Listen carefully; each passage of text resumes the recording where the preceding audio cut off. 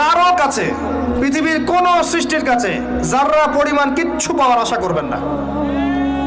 একটু আশা করবেন, আপনি কষ্ট পাবেন। কারো কাছে কোনো আশা করতে যায় না, শুধু আল্লাহর কাছে আশা করেন। সমস্ত কাজের প্রতিদান আল্লাহর কাছে চান, পরকালে আপনি সুখে থাকবেন ইনশাআল্লাহ।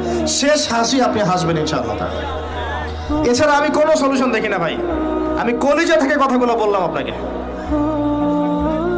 আর যে কথা কলিজা থেকে বের হয় সেই কথা আপনার কলিজার মধ্যে আঘাত করবে ইনশাআল্লাহ।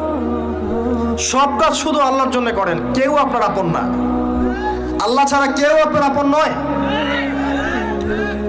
আপনি ভুল করবেন যদি আপনি অন্য কাউকে আপন মনে করেন। আপনার পলিটিক্যাল লিডার, আপনার প্রশাসনের স্যার, আপনার পরিবারের স্ত্রী, আপনার সন্তান, হাবি হাবি যা যা আছে, যদি মনে করেন আমার আপনজন, আপনি ভুল করবেন।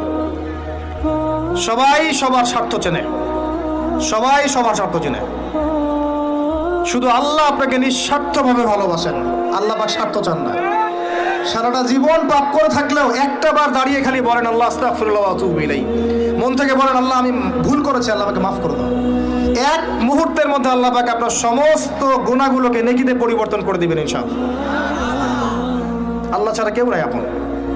আল্লাহর জন্য খালেস করে ফেলেন নিজেকে, তার দ্বীনের জন্য চেষ্টা